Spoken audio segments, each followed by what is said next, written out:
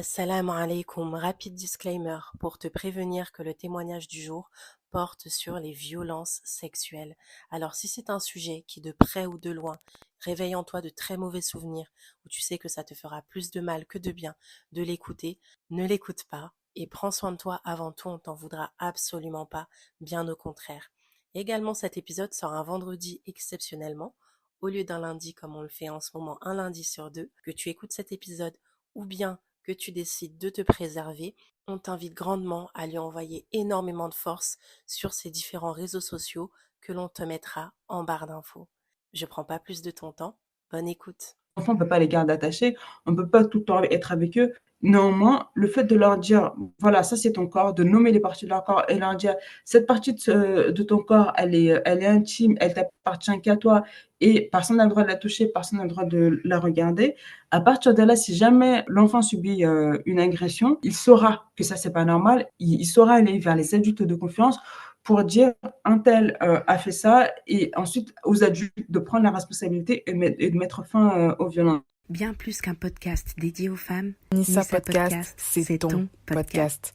Des histoires de vie, des témoignages, des interventions, des cœurs éprouvés des conseils aussi personnels que professionnels. et bien plus encore. Ici, deux sœurs prêtes à t'écouter sans aucune contrepartie. Deux sœurs aussi ambitieuses que passionnées de faits de société. Deux sœurs qui souhaitent qu'à ton tour, tu fasses de tes difficultés la cause d'une force implacable et d'une foi inébranlable. Oui, car Allah ne nous a-t-il pas dit qu'après la difficulté est certes une facilité? Tu es là, nous sommes aussi. Ta voix compte, ton parcours nous inspire. Assalamu alaikum wa rahmatullahi wa barakatuh. درب العفاف فاسلكي لا تخافي. Assalamu alaikum les filles, on espère que vous allez bien, nous on se porte très bien, alhamdulillah. Aujourd'hui nous recevons une femme battante et le moins que l'on puisse dire c'est que vraiment son parcours est assez exceptionnel. Aujourd'hui Assia, on te reçoit pour que tu puisses nous faire part de ton combat que tu as mené depuis plusieurs années. Certaines sœurs ont vécu le même drame que toi et ce serait bien en fait qu'elles arrivent à se reconnaître en ton témoignage, se reconnaître en ce que tu vas dire et si ça peut vraiment libérer la conscience de certaines sœurs, nous, on dit c'est avec plaisir qu'on te reçoit aujourd'hui. Comment tu vas, Assia? Salam alaikum, merci déjà infiniment de me recevoir, ça me fait vraiment très plaisir d'être à votre micro aujourd'hui. Moi, ça va très bien et je suis très contente de pouvoir partager mon histoire, mon parcours et mon combat et c'est justement ça que j'ai envie, c'est de pouvoir aider les personnes qui aujourd'hui sont encore dans la difficulté, leur donner des lueurs d'espoir. Donc, si à travers cet échange, ça peut le permettre, je suis vraiment contente. Assia, j'aimerais savoir, du coup, est-ce que tu pourrais d'emblée nous dire quel a été ton combat, le combat que tu as mené depuis plusieurs années maintenant? Oui, avec plaisir. Donc moi, depuis plusieurs années, je sensibilise à la prévention des violences sexistes et sexuelles, notamment les violences sexuelles faites aux enfants. Donc, on parle des viols et agressions sexuelles principalement. En tout cas, c'est ça le cœur de mon combat. Et sans trop de surprise, je mène ce combat parce que j'ai moi-même été violée quand j'étais enfant. J'avais 7 ans, j'ai été violée par un jeune dans mon quartier qui était lui-même adolescent à l'époque. Et suite à ça, donc moi, j'ai subi une amnésie traumatique, c'est-à-dire que pendant plus d'une dizaine d'années, j'ai totalement, je n'ai plus de souvenir du viol et j'ai mes souvenirs qui sont revenus à l'âge de 19 ans. Il m'a fallu plusieurs années avant de commencer à entamer des thérapies, ce que j'ai fini par faire, mais après avoir erré dans mon parcours de soins. Et depuis maintenant, depuis mes 27 ans, donc depuis 2017, je peux le dire, alhamdoulilah, je vais beaucoup mieux. J'ai guéri des psychotraumatismes qui ont suivi suite à ce viol-là. Et depuis, je m'efforce de sensibiliser le plus de monde possible sur la prévention des violences sexuelles parce que, en fait, déjà, je me rends compte que je ne suis pas un cas isolé. Malheureusement, à chaque fois que je prends la parole, je me rends compte que dans les personnes qui m'écoutent, il y a énormément de personnes qui me disent, en fait, moi aussi, j'ai été violée. Et le drame, c'est que la plupart du temps, elles n'en parlent pas à d'autres personnes de leur entourage pour tout un tas de raisons. Et moi, je considère que c'est pas une fatalité d'être violé. Je pense qu'on peut en guérir, et c'est pas juste parce que moi j'ai réussi à le faire. Je pense qu'en fait, on est dans un système qui rend la guérison certes compliquée, mais ça reste possible quand on est face aux bons professionnels d'une part, et d'autre part, enfin, je pense qu'on peut vraiment se reconstruire, à avoir une vie, on va dire, quasiment normale. Aujourd'hui, le viol, c'est intégré dans ma mémoire autobiographique, c'est-à-dire que je ne suis plus en souffrance par rapport à cet événement, ça fait partie de ma vie. Et moi, ce que je souhaite, c'est vraiment ouvrir les yeux de l'ensemble de la population française pour dire que ce drame, il nous concerne tous. Aujourd'hui, on estime qu'il y a quand même 5,5 millions d'adultes qui témoignent d'avoir subi des violences sexuelles dans leur enfance. Je pense que ce chiffre, c'est un minimum puisque dans dans les victimes, il y a toutes les personnes qui ont aussi subi une amnésie traumatique et donc du coup n'ont pas le souvenir de l'agression. Et à travers mes sensibilisations, moi j'ai envie de à la fois permettre aux personnes qui ont été violées dans l'enfance qu'elles puissent trouver un espace pour se dire en fait moi aussi je suis concernée et j'aimerais savoir comment on fait pour s'en sortir. Et j'ai aussi envie de toucher les personnes qui n'ont pas été violées pour leur dire qu'en fait ça on a une responsabilité sociétale à ce niveau-là, puisque aujourd'hui on estime que les violences sexuelles, ça coûte 9,7 milliards d'euros à la société française tous les ans. Donc, ne serait-ce que par rapport au coût que ça coûte, on est forcément toutes et tous concernés.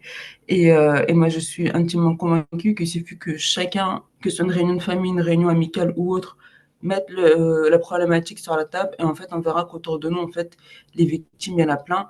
Et donc, j'ai envie que les personnes qui n'ont pas été violées puissent être de vraies ressources pour leurs proches et qu'elles puissent les accompagner à aller mieux. Merci beaucoup, Asia, pour ta réponse. C'est vrai que tu fais très bien de rappeler le fait que, ben, malheureusement, j'ai envie de dire, la majorité des familles, c'est peut-être même toutes, on a toujours une histoire de violence sexuelle et malheureusement beaucoup sur les mineurs dès le plus jeune âge.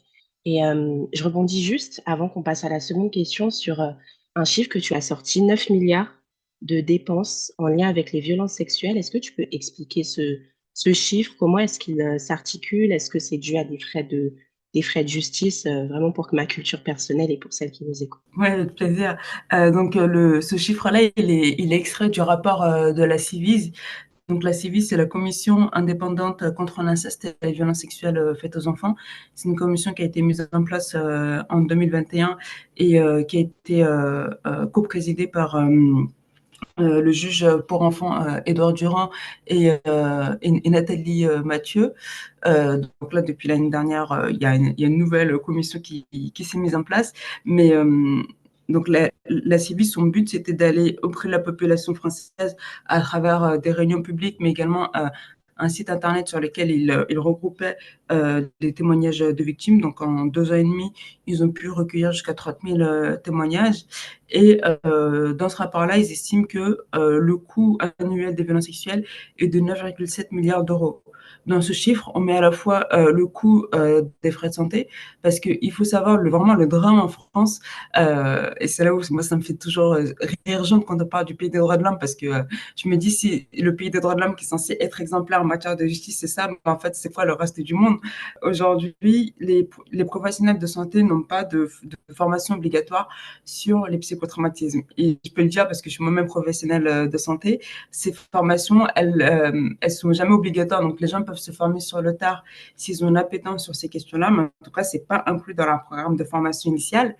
Ce qui fait que jamais les professionnels de santé ne posent la question à des patients de est-ce que vous avez déjà subi des violences au cours de vos vies. Ce qui fait que les victimes, elles sont agressées, comme personne ne leur pose la question, elles-mêmes, elles ne vont pas directement dire j'ai été violée, puisque il y a tout un système de silenciation qui se fait dans la société en lien avec la culture du viol.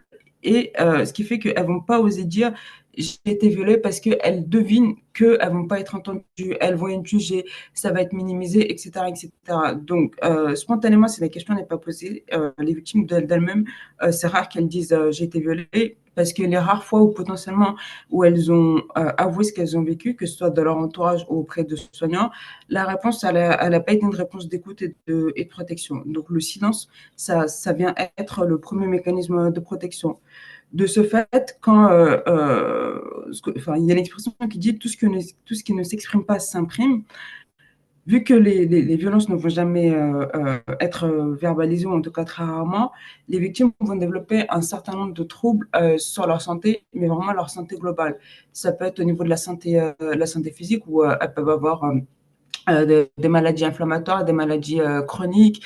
Quand les victimes sont des femmes, ça peut être plusieurs cancers ou des maladies sur la sphère gynécologique. Ça peut avoir des impacts vraiment sur la santé mentale en termes de dépression, troubles du comportement. Ça peut être sur la sphère sociale, difficulté d'être en relation avec les autres, difficulté à trouver un travail, difficulté à aller au bout d'une scolarité liée au fait d'avoir des troubles de la concentration. Enfin, c'est vraiment tous les aspects de la santé, que ce soit physique, mentale et sociale, qui sont impactés. Et les personnes qui vont recevoir les victimes vont traiter que ces troubles-là. Mais comme ils ne posent jamais la question des violences, ils ne vont jamais relier les symptômes à leur étiologie. Et donc, ils vont prendre en charge un symptôme, mais sans le relier à la cause. Et comme la cause n'est jamais prise en charge, au final, le traitement qui est proposé, il n'est jamais adéquat par rapport aux besoins réels. Et donc, le fait qu'il y ait cette errance médicale et ce retard de diagnostic, ça fait que ces personnes, elles sont prises en charge dans un système de santé qui les prennent mal en charge. Donc ça va coûter de l'argent à la société. Il y a le fait que c'est des personnes aussi, comme je le disais, sont impactées sur leur santé sociale. Et de ce fait, ça rend compliqué le fait de pouvoir, ne serait-ce qu'aller au bout des études ou de pouvoir travailler, d'avoir un travail stable. Par exemple, quand j'ai assisté à une des réunions publiques de la Civis en 2023, il y avait un monsieur qui témoignait, qui disait: moi, j'ai été violée dans mon enfance par mon frère. Je l'ai dit à ma mère. Ma mère, elle m'a pas protégée. Et suite à ça, moi, j'ai arrêté l'école très tôt. Et après ça, je n'ai jamais pu garder un emploi plus de 3 ans. Et donc, du coup, ça amène forcément à de la précarité. Et cette précarité, elle est aussi payée par la société, que ce soit par le chômage ou par le RSA, ce genre de choses. Donc ça va avoir un coût sociétal. Et parfois, alors, dans les affaires de justice, les procès, ça coûte quand même excessivement cher aux personnes. Donc, il y a aussi tous ces frais qui entrent en ligne de compte. Donc, c'est vraiment tous les aspects, euh, toutes les conséquences que ça va avoir sur la vie des victimes, qui font qu'au global, on arrive à des dépenses annuelles de 9,7 milliards d'euros. Je te remercie vraiment pour ta réponse très construite. Bah, ça permet encore plus d'être sensibilisé, au bien que dans les 9 milliards, on ne comptera jamais le réel coût que justement les violences sexuelles coûtent justement aux victimes, que ce soit psychologique, etc. Malheureusement, ça peut pas être chiffré. Ben, pour en revenir à toi, justement, quand est-ce que a commencé ton histoire? Comment est-ce que ça s'est articulé? Alors moi, du coup, comme je le disais, donc c'est à 7 ans que j'ai été violée. Et juste après, dès le lendemain de mon agression, j'ai eu ce qu'on appelle une amnésie traumatique.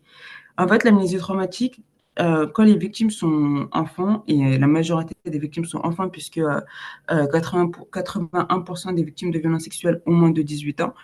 Et dans la définition de l'UNICEF, une personne de moins de 18 ans est considérée comme un enfant.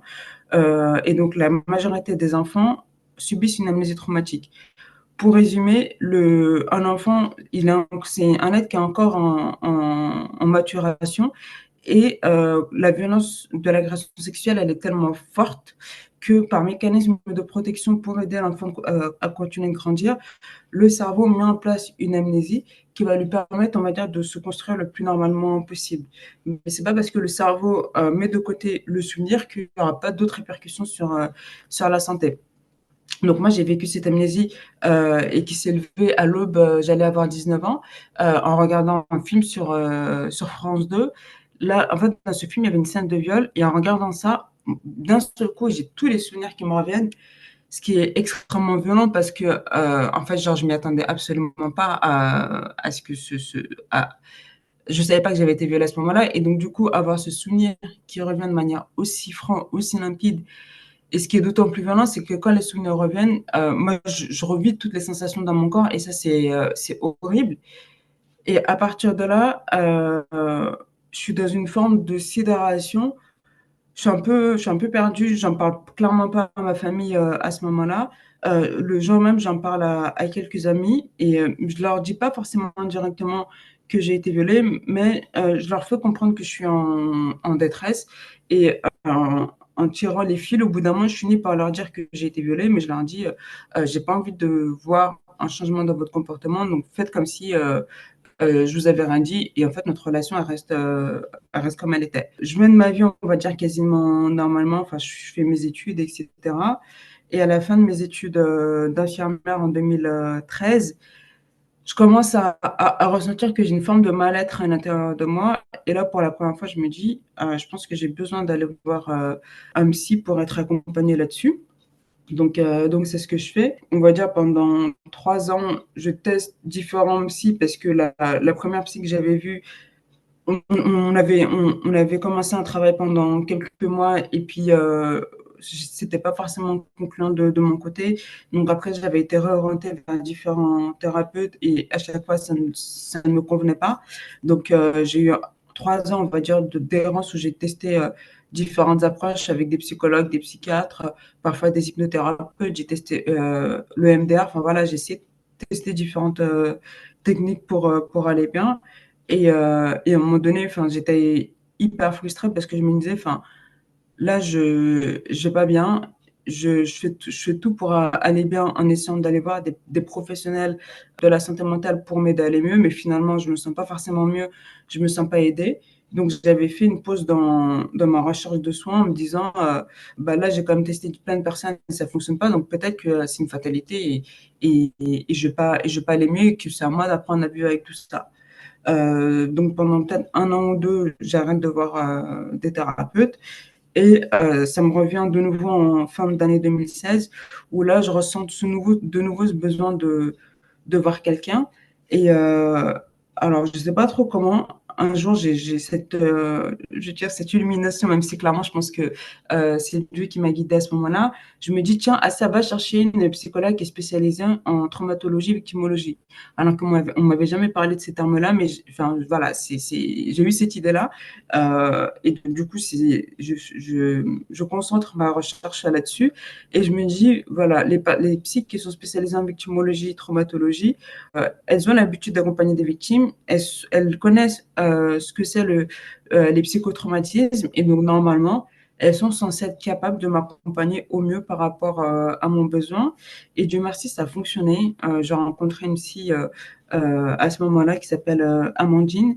Et pour le coup, elle m'a vraiment beaucoup aidée à gérer mon traumatisme. On a travaillé ensemble pendant 2 ans. Et bon, ça a été coupé avec des pauses de la thérapie enfin, pour différentes raisons. Mais pendant 2 ans, on s'est vu au début toutes les semaines et puis après toutes les 2 semaines. On a fait un travail vraiment intense. Et c'est là où vraiment, je pense que à ce moment-là, j'ai commencé vraiment à guérir parce que je me suis focalisée sur les effets du viol dans ma vie.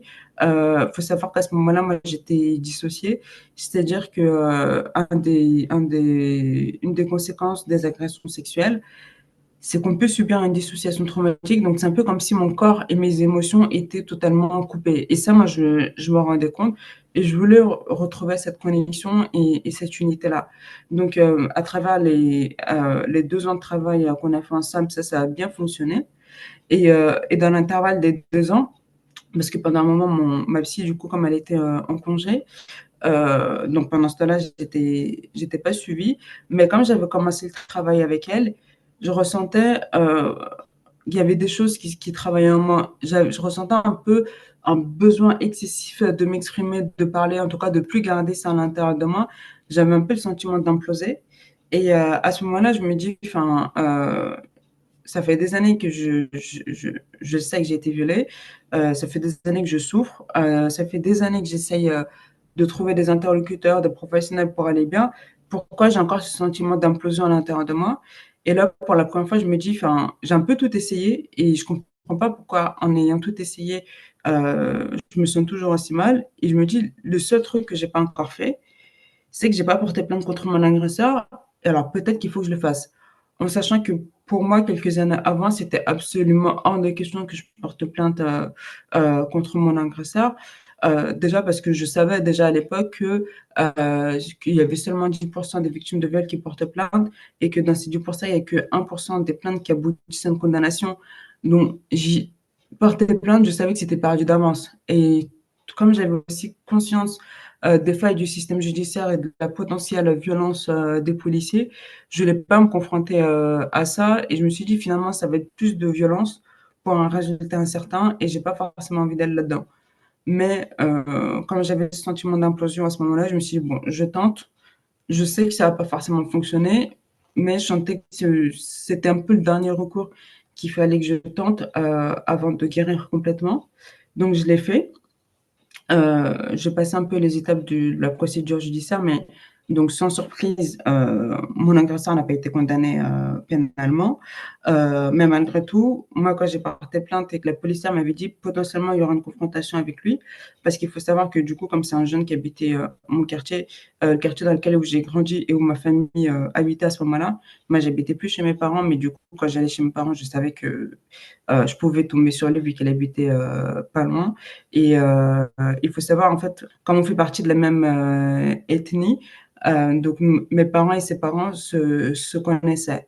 Et donc, du coup, je pense que j'avais aussi un peu peur de ça. Je pense que j'étais dans une forme de conflit de loyauté où je me disais si potentiellement je porte plainte et qu'une autre famille le savent, je ne sais pas quelles répercussions ça allait avoir, comment nos parents allaient réagir aussi. Donc, ça, c'était aussi un frein de mon côté. Mais malgré tout, quand j'ai porté plainte, moi, j'ai dit à la policière que j'étais d'accord pour avoir une confrontation avec lui. Et quelques mois après, la policière, quand elle m'a convoquée pour avoir une confrontation, et bon, ça, c'était un peu violent parce que vraiment, genre, elle m'appelle le mardi à midi en me disant, bah, rendez-vous à 15 heures pour une confrontation. Donc, j'ai clairement pas le temps de me préparer psychologiquement pour ça, mais j'y vais quand même. Et donc, pendant la confrontation, j'affirme que c'est bien lui qui m'a violée quand j'étais enfant. Bon, lui, sans surprise, il a nié. Mais le fait de lui avoir dit en face, tu m'as agressé, je pense qu'il y a un truc qui s'est débloqué dans mon cerveau parce qu'à partir du lendemain, toute ma dissociation, enfin, je me suis réassociée et en fait, je me suis mise à pleurer, mais vraiment des jours et des jours. Enfin, ça a même duré au total pendant 3 mois où je pleurais du matin jusqu'au soir en continu. Et c'est là que je comprenais que du coup, la dissociation était terminée et qu'en fait, j'étais en train de retrouver toutes mes émotions qui se sont bloquées au moment du viol.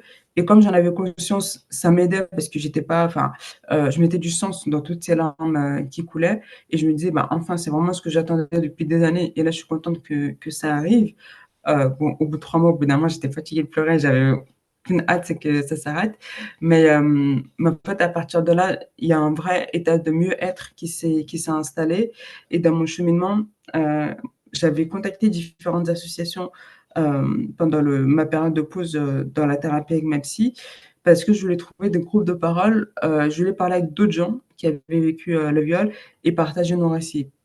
J'avais dans mes amis, dans ma famille, je voyais que c'était compliqué de pouvoir en parler, donc je me suis dit: «J'ai besoin de parler avec des gens qui vivent la même chose que moi pour être entendue, pour être comprise et pour ne pas être niée dans mon ressenti» et finalement ce groupe de parole-là a mis beaucoup de temps, hein, pour se mettre en place et quand j'ai eu finalement le premier rendez-vous au groupe de parole, c'était après le dépôt de plainte, c'était après que je m'étais de nouveau, réassociée, donc à ce moment-là, j'allais bien. Mais quand j'assiste à ce groupe-là, on était peut-être une quinzaine dans la salle. Il y avait vraiment, c'était universel en termes de profil. On n'était que des femmes, mais il y avait des personnes noires, des personnes blanches, des personnes maghrébines, des personnes très jeunes, des personnes qui avaient une cinquantaine d'années, des personnes qui venaient de milieux sociaux populaires, d'autres de milieux sociaux plus aisés. En fait, je me suis dit: «Waouh, c'est quand même hallucinant» parce que Heu, c'est à ce moment-là où j'ai conscientisé, je me suis dit: «Le viol, c'est le truc le plus universel qui soit et qu'on retrouve dans toutes les cultures, toutes les sociétés» et ça m'a vraiment frappée, ça m'a choquée. Je me suis dit: «Mais là, il y a vraiment une faillite, humaine à ce niveau-là» et ce qui m'a d'autant frappée dans ce groupe de parole-là, c'est que il y avait une dame qui m'a marquée parce que cette dame, elle racontait qu'elle avait été violée en 1982 et aujourd'hui, quand elle parlait, enfin, du coup en 2017, quand elle parlait, il y avait toujours cette fragilité qui était présente. On sentait le trauma était encore très vif. Et elle disait, voilà, moi, ça a impacté dans ma relation aux hommes, ça a impacté dans ma relation avec mes enfants, etc. Et je me suis dit, mais c'est un truc de ouf parce que moi, en 1982, j'étais pas née, je suis née en 1990. Je me suis dit, donc cette dame, elle a été violée avant que je vienne au monde. Euh, Entre-temps, moi, je suis venue au monde, j'ai été violée à 7 ans. Là, en 2017, j'avais enfin guéri de mon traumatisme. Elle avait traversé tout ce temps-là et à aucun moment, elle a pu être aidée, accompagnée pour se dire aujourd'hui, je vais bien. Et je me dis, c'est étonnant parce que, enfin, elle vit pas sur une île déserte. Elle a des relations sociales. Enfin, voilà, elle avait eu des histoires amoureuses. Elle a une famille, elle a des enfants, elle travaille, etc. Donc je me dis, elle vit dans un environnement social où elle croise des gens mais elle est toujours dans ce même état de mal-être. Et je me suis dit, mais comment c'est possible? Enfin, comment c'est possible d'être avec une telle souffrance, de traverser autant de temps, autant de gens dans sa vie, mais d'être toujours aussi en détresse? Et là, je me suis dit, non, en fait, ça veut dire qu'il y a un truc qui fonctionne pas dans notre société. Et là, je me suis dit, ouais, il faut vraiment que je commence à parler et à ouvrir la voie. Et à raconter au monde que voilà, les violences sexuelles, où là, il est temps qu'on se réveille, il est temps qu'on se dise que ça existe, parce que c'est pas possible qu'il y ait des gens qui traversent autant d'années sans être aidés, ne serait-ce qu'une seule fois dans leur souffrance. Et c'est à ce moment-là, je me suis dit, moi, le fait qu'à ce moment-là, j'avais que 27 ans et que Dieu m'ait permis de guérir à ce moment-là, je me suis dit certainement que c'est pas pour rien et que si j'ai eu cette guérison-là, derrière, j'ai une responsabilité et moi, ma responsabilité, c'est de porter la voix des personnes qu'on n'entend pas, c'est de pouvoir sensibiliser et c'est pouvoir de dire au monde, bah, là, il va falloir qu'on se travaille et qu'on prenne soin les uns des autres parce qu'aujourd'hui, là, on ne peut plus laisser les gens dans une détresse pareille. Et c'est comme ça, du coup, qu'à partir de l'année d'après, j'ai commencé à sensibiliser sur les violences sexuelles. Bah, merci pour toutes ces indications, Asia, et ton témoignage, en fait, il est assez riche, notamment en détails. On espère vraiment que ça va aider une très grande partie des sœurs, mais dans tous les cas, je le précise dès maintenant, mais les filles, on laissera les contacts d'Asia en barre d'infos, histoire que vous puissiez la contacter directement en privé si vous souhaitez parler avec elle, si vous souhaitez qu'elle vous guide, etc. Donc, elle sera là volontiers pour répondre à vos questions. J'aimerais savoir, tant qu'on est sur le sujet, Asia, quels sont les conseils que tu pourrais donner aux sœurs qui ont vécu la même chose que toi? Alors déjà, j'aimerais leur dire, parce que je pense qu'on ne le dit pas assez, ce n'est pas de leur faute. Ça, je pense que c'est hyper important de se dire, on n'est pas responsable des viols qu'on subit, des agressions sexuelles qu'on subit. C'est toujours l'agresseur qui est responsable et qui est coupable. Donc, je le dis, ce n'est pas de votre faute. Et je sais qu'on peut ressentir énormément de culpabilité suite à ça. Donc, c'est important de le dire. Ensuite, c'est aussi de faire confiance, faites confiance à vos ressentis parce que on est tellement dans une société où la question de la violence, on ne veut pas la voir, la question de la souffrance, on ne veut pas la voir, mais si vous ressentez tout ce que vous ressentez, tous vos sentiments sont légitimes, sont acceptés et acceptables et à partir de là, ne niez pas ce que vous ressentez parce que si c'est là, c'est que ça va vous dire quelque chose. Moi, je dirais également, autant que possible, faites-vous aider, même si en le disant, je vois aussi à quel point c'est compliqué parce que pour trouver des personnes qui sont totalement formées sur la question des violences, bah, ça peut être très compliqué. Si vous allez voir des professionnels, moi, je conseille de voir des personnes qui sont vraiment sensibilisées sur l'accompagnement des violences sexuelles et du psychotraumatisme parce que c'est des personnes qui vont vraiment comprendre ce qui se joue à ce niveau-là et du coup qui seront vraiment en capacité de vous comprendre et de vous accompagner au mieux. Je dirais aussi d'essayer autant que possible de prendre soin de vous à tous les niveaux. Si c'est un besoin de parler, si c'est un besoin de vous reconnecter avec votre corps, si c'est un besoin de vous isoler, de vous relier aux autres, peu importe quel est le besoin en particulier, mais c'est hyper important de vous redonner ce soin-là parce que du fait de la dissociation, on se déconnecte également de nos ressentis et de nos besoins. Et ça, je pense que c'est ultra important d'être à son écoute et de répondre autant que possible à nos besoins. Et n'hésitez pas aussi utiliser peut-être parfois toute forme de thérapie différente, parce qu'il y en a pour qui la parole, c'est ce qui va aider.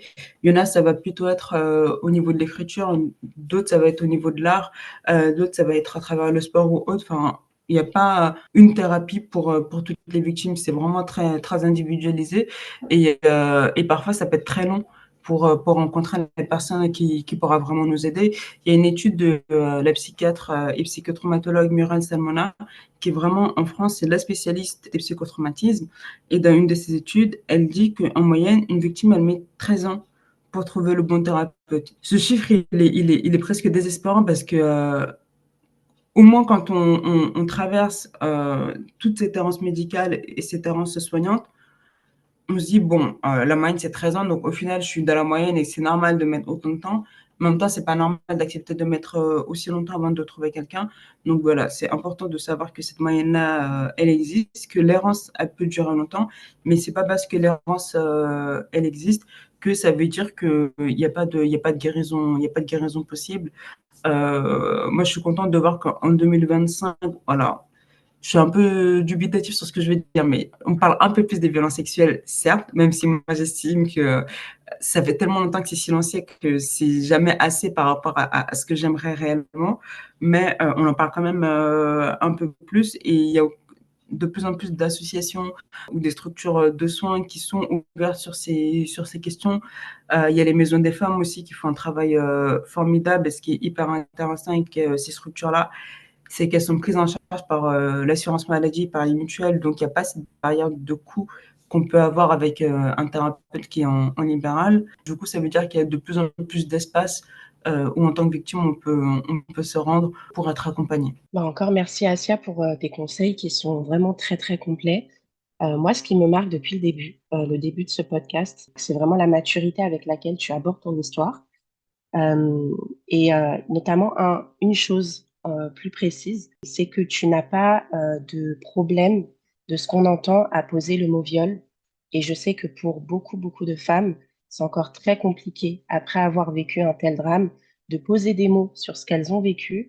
Je sais que pour certaines, ça va aider de plutôt dire que j'ai été violée, de dire j'ai été victime de viol. Certaines autres femmes, ben, ça va être difficile d'entendre ce mot précisément. D'ailleurs, je pense qu'on mettra un disclaimer au début de l'épisode. Est-ce que pour toi, ça a été évident dès le départ de poser un mot? Et quel conseil tu donnerais à une femme qui a encore du mal à poser des mots sur ce qu'elle a vécu? Très bonne idée pour le disclaimer au début de l'épisode. Et merci pour ta question parce qu'elle est vraiment hyper intéressante et pertinente. Euh, c'est normal que les gens ont du mal à poser le mot parce que à partir du moment où on nomme les choses, elles existent. Et en fait, ça nous renvoie à une réalité qui est tellement brutale que de mettre le mot viol sur ce on a vécu.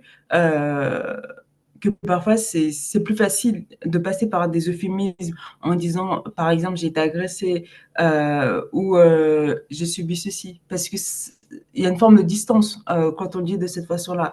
Ça c'est un premier point et l'autre point c'est aussi que on est dans une société où jusqu'à il n'y a pas si longtemps on avait un imaginaire autour du viol. Il y a déjà l'imaginaire collectif sur le fait que les viols, c'est par des inconnus, c'est dans la rue, c'est parce que j'ai eu des comportements qui ont provoqué, etc., etc.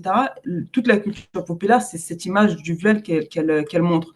Ce qui fait qu'en tant que victime, quand on rentre pas dans cet imaginaire collectif-là, on a déjà du mal à se dire, moi, ce que j'ai vécu, c'est aussi un viol. Ça, c'est déjà une première chose. La deuxième chose, c'est aussi parce que dans l'esprit de beaucoup, on imagine le viol que sur un rapport forcé de sexe à sexe. Alors que, par exemple, forcer un rapport avec une pénétration orale ou avec des objets, ce genre de choses, on est déjà aussi dans du viol. Ce qui fait que jusqu'à il n'y a pas très longtemps, ça rentrait pas dans l'imaginaire du viol. Le troisième point, c'est aussi au niveau de la justice. lorsque les personnes vont porter plainte et dans la description qu'elles font, c'est littéralement un viol qu'elles décrivent, la justice, ça va dire, ah ben non, on va reclasser ça comme agression sexuelle. Et donc, du coup, ça n'a pas le même sens parce que le viol, c'est un crime et l'agression sexuelle, c'est un délit. Donc, du coup, on ne met pas du tout dans la même catégorie les faits. À la fois, on ne les met pas dans la même catégorie, mais du coup, c'est comme si on leur donnait une importance moindre. Donc, je pense que la difficulté de poser les mots, elle résulte de ces trois facteurs-là. Moi, pour ma part, j'ai jamais eu enfin, je pense pas avoir une mal à poser les mots. Je sais aussi, moi, un de mes mécanismes de défense, c'est l'intellectualisation. Du coup, comme je le disais, ma mémoire traumatique à 19 ans s'est élevée. Et autant vous dire que j'ai passé un temps incalculable à lire des livres, des sites internet, ce genre de choses, pour essayer de comprendre ce que je ressentais, ce qui fait que j'ai pu mettre des mots intellectuels sur ce que je vivais. Et j'ai pas eu peur des mots parce que je pense que ça m'aidait à comprendre ce que je vivais, mais du coup, le fait de passer par la tête et par l'intellectualisation, je mettais à distance aussi avec les émotions. Et, mais ça, c'est mon mode de fonctionnement. Je peux comprendre que pour certaines personnes, c'est compliqué de mettre le mot viol parce que c'est très lourd de reconnaître d'avoir été victime d'un viol et parfois par protection, peut-être que employer le mot d'agression sexuelle pour certaines personnes, c'est plus facile. Mais pour moi, quand on nomme les choses, déjà, on les fait exister. Et ça veut dire qu'une fois qu'on l'a admis, on ne peut plus faire machine arrière en disant non, ça n'a pas existé. Ça veut dire, OK, cette réalité, elle est là, et maintenant, comment on fait avec? Et ça, c'est extrêmement douloureux aussi de se confronter à ça. Et c'est aussi pour ça qu'il y a des personnes dont l'amnésie traumatique, elle dure parfois jusqu'à 50 ans. Parfois, enfin, il y a des gens qui subissent une amnésie jusqu'à la fin de leur vie et qui, du coup, sont en souffrance pendant des années, sont traités pour plein de problèmes de santé, mais qui ne sont pas du tout liés au viol. Et en fait, c'est les problèmes de santé qui n'ont jamais de solution. Et tout ça pour dire qu'à partir du moment où on nomme les choses, elles existent. Et si elles existent, on n'a pas d'autre choix que de les affronter et de les confronter. Et faire face à ça, c'est extrêmement compliqué. Donc, parfois, ne pas nommer les choses, c'est aussi se protéger et se protéger de cette douleur-là. Effectivement, je rebondis sur ce que tu as dit dans le fait de pouvoir mettre des mots en fait sur ce que chacune vive. Et je dis chacune, je parle au féminin, mais n'oublions pas que quand même il y a aussi des hommes qui vivent, qui ont vécu la même chose. Et pour autant, ça ne diminue en rien en fait le drame qu'ils ont vécu, en tout du moins la conséquence et l'intensité émotive qu'ils ont vécu.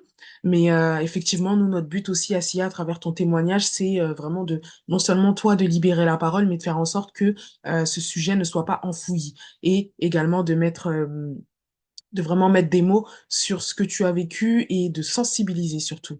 Parce que, comme tu l'as très justement évoqué en début de podcast, il y a pas mal de sœurs qui n'osent pas en parler. Peut-être par peur, peut-être par peur aussi de représailles, peut-être par honte, par timidité.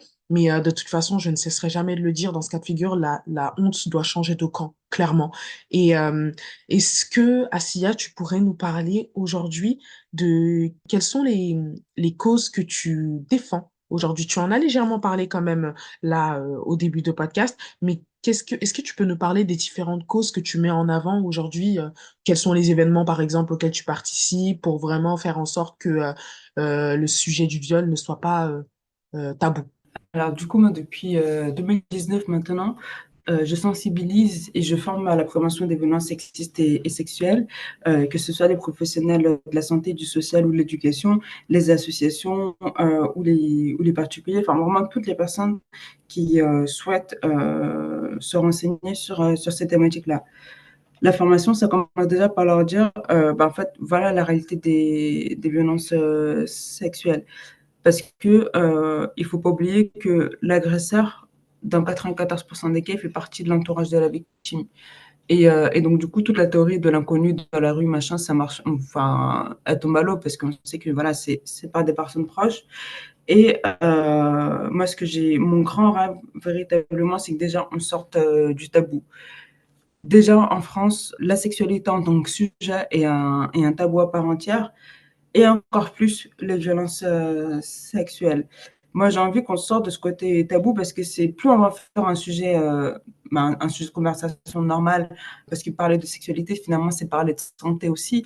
Aujourd'hui, enfin, depuis plusieurs années, l'OMS parle de santé sexuelle, mais il y a beaucoup d'amalgames et de confusion qui se font dans l'esprit des gens et qui rendent ce sujet difficile.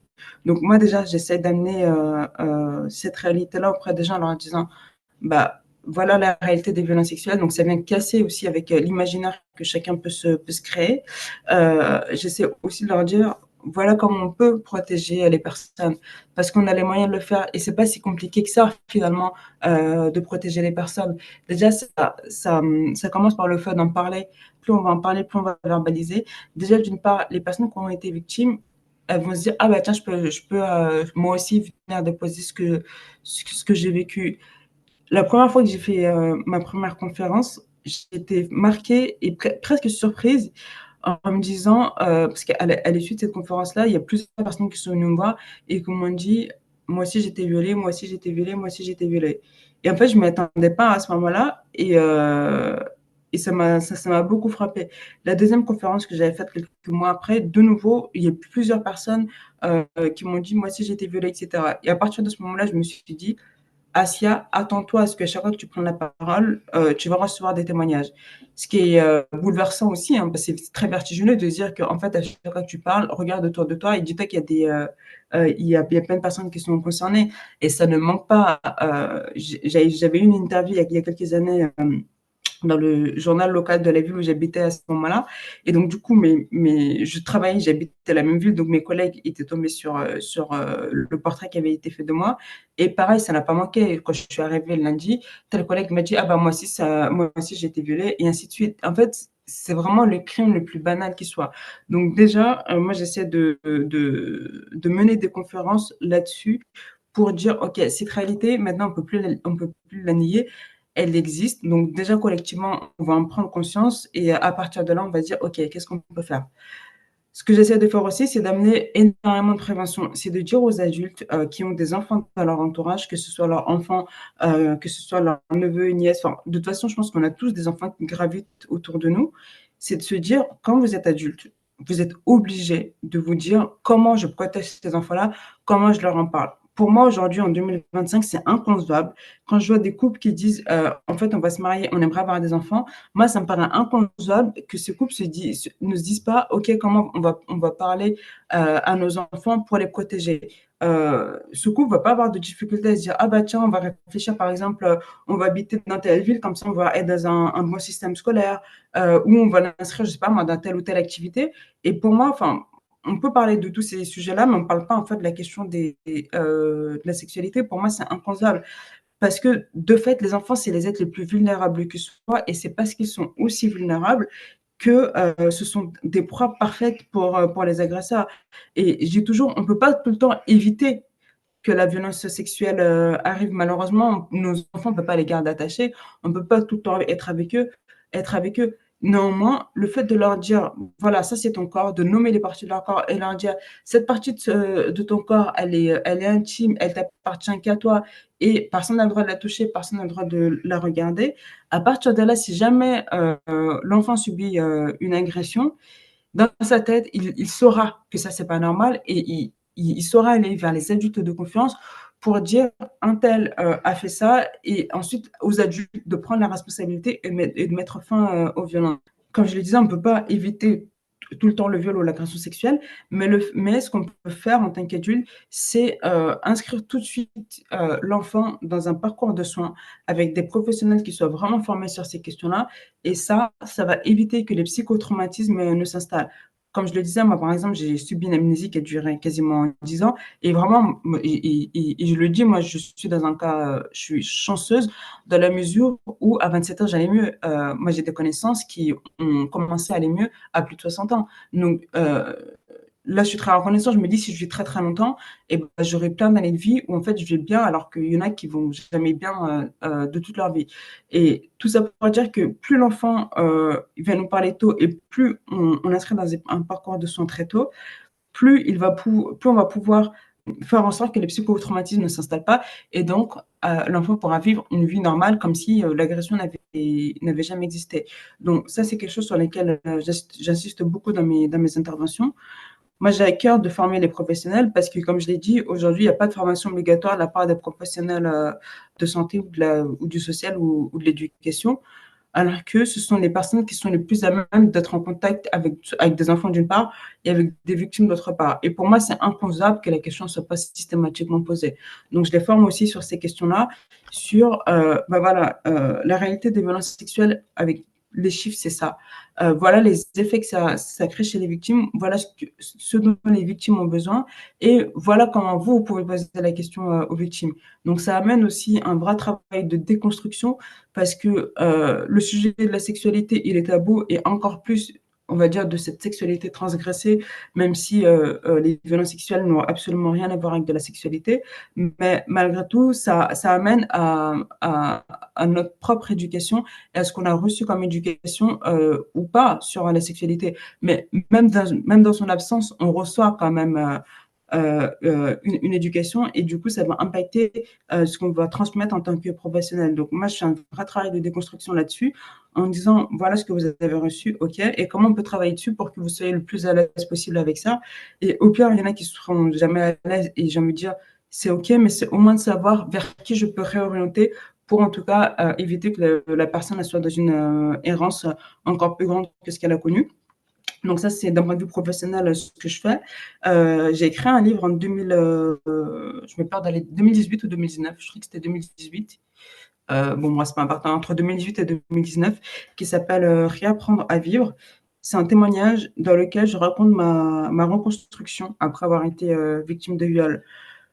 Pendant longtemps, quand j'étais en mal-être, je cherchais des témoignages. Moi, je voulais vraiment lire un témoignage de quelqu'un qui disait oui, j'ai été violée, moi aujourd'hui je vais bien. Et en fait, ces témoignages-là, je les ai cherchés partout. Vraiment, j'ai écumé tout Internet pour les trouver et j'ai jamais trouvé ces témoignages-là. J'ai trouvé des témoignages de personnes qui étaient dans la difficulté et c'est normal, mais j'ai jamais trouvé de témoignages de gens qui me disaient oui, je l'ai vécu, mais aujourd'hui ça va. Et comme ça me manquait, je me suis dit, bah, moi j'ai raconté mon parcours de reconstruction, je vais mettre l'accent sur ce qui m'a aidé moi à me reconstruire.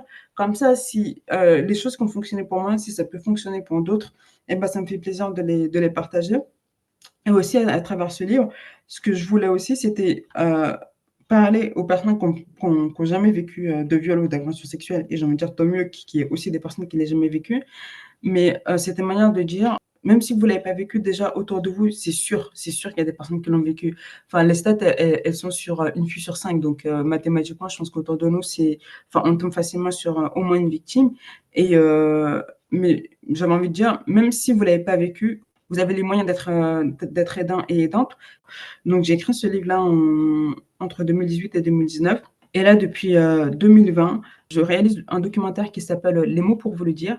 Donc, c'est un documentaire dans lequel je donne la parole à 3 femmes et moi, j'interviens aussi dans ce documentaire-là, 3 femmes racisées.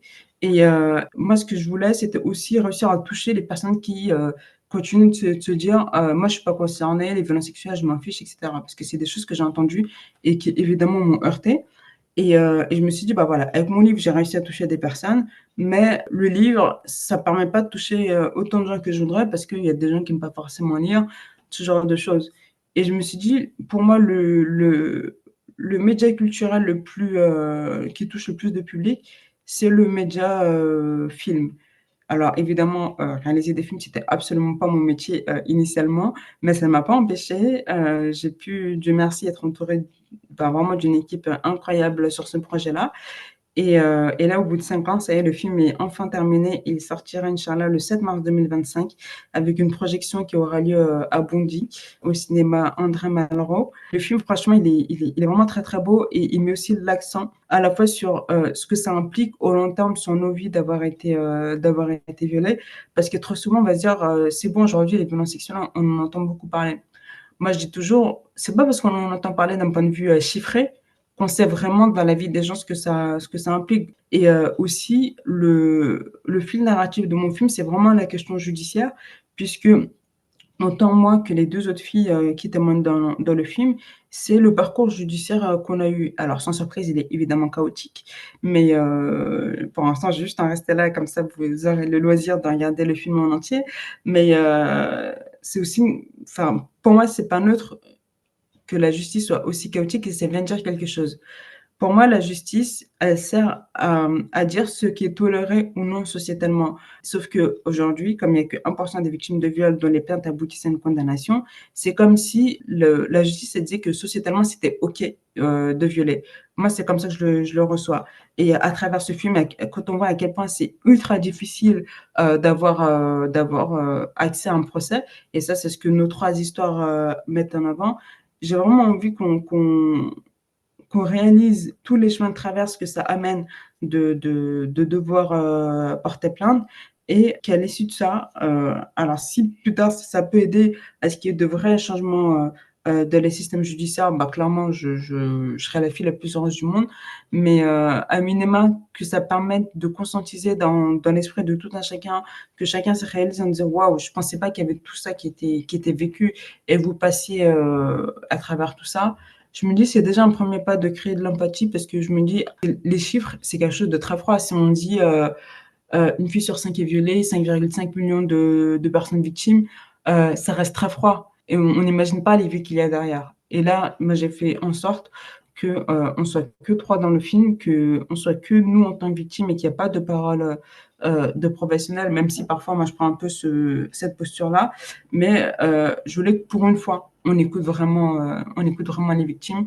Et donc, c'est tout ça qui est raconté dans mon documentaire qui dure un peu plus d'1 heure et qui sera diffusé dans maintenant un mois. Et ben, en tout cas, Asia, je suis très admirative de la maturité que tu prends pour nous raconter ton histoire et j'ai envie de te dire avec Oubi, on a envie d'être là pour regarder ce reportage parce que je dois te dire que pour moi, ça nécessite quand même que nous t'apportons notre soutien. Asia, ça nous rassure tellement de savoir que tu ailles mieux parce que en toute honnêteté, c'est vrai que le sujet du viol, déjà, c'est un sujet qui est très tabou malgré tout, malgré une multitude de témoignages que l'on peut avoir via les différents canaux, via les Mm. différents réseaux sociaux, etc.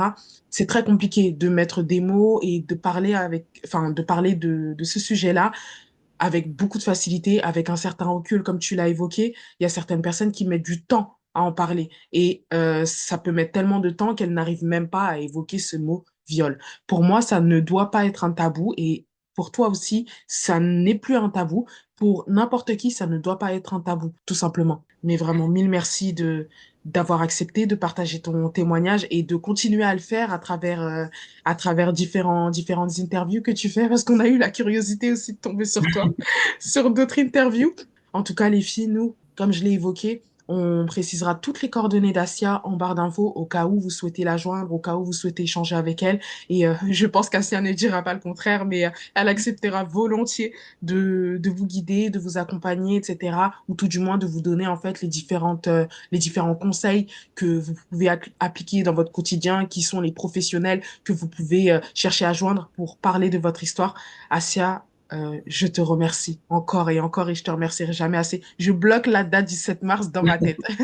Oui, oui, déjà avec grand plaisir. Non, c'est moi qui vous remercie bah là, de me permettre de raconter tout ça et de partager mon histoire. Donc, merci infiniment. Et avec grand plaisir, vraiment, soyez là le 7 mars. J'arrête pas de dire, la salle de cinéma, elle a 327 places. Je vais 0 fauteuil libre. Ah, mais complètement. Complètement, on sera là et même aux premières loges, Inch'Allah. Il faut, il faut parce que c'est tellement compliqué. Enfin, là, le film, c'est moi qui l'autoproduis, c'est moi qui l'autodistribue. Et c'est compliqué quand on passe pas par les canaux, on va dire, classiques de réalisation et de distribution d'un film. Mais moi, c'est pas ça qui m'empêche. Je dis toujours des histoires de femmes racisées qui racontent ce qu'elles ont vécu. Bah, on en a clairement pas beaucoup, mais ça ne veut pas dire que nos histoires ne comptent pas pour autant. Et il faut aussi savoir, c'est que pendant l'avant-première de mon film le 7 mars, moi, je prévois de mettre en place des thérapeutes dans la salle parce que je sais inévitablement qu'il y aura des victimes. Je sais que ça peut réveiller certains souvenirs aussi pour certaines personnes. Et comme ça peut être compliqué, il y aura des thérapeutes qui seront présentes pour pouvoir accompagner les personnes pour qui le film réveillerait des souvenirs difficiles. Enfin voilà, en tout cas, merci à toutes les deux de m'offrir cet espace de parole Et j'ai envie de dire aux personnes victimes, le chemin, il est certes difficile et ça, enfin voilà, je vais pas le nier, je vais pas faire semblant, parce que la souffrance, elle existe, elle est quand même très très forte, mais le chemin de guérison, il existe et les jours où on guérit, clairement, je pourrais même pas dire à quel point ça fait du bien. C'est vivre avec un soleil présent dans le cœur et qui brille mais puissance 1000 parce que euh, on conscientise encore plus ce que c'est que d'avoir vécu sans émotion, d'avoir vécu dans la souffrance.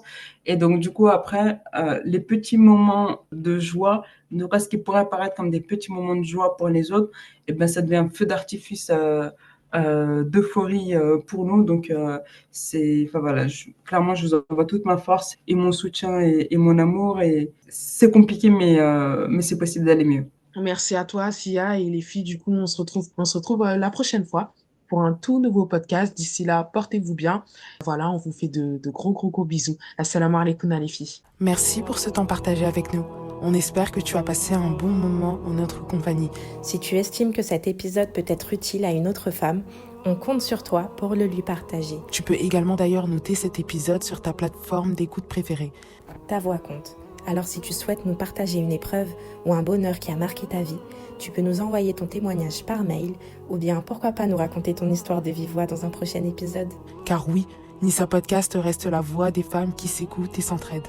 Cet épisode prend fin ici, mais notre relation, ma sœur, continue d'exister. Alors on reste à ton écoute comme toujours. Prends soin de toi et n'oublie surtout pas une chose. Allah est avec toi.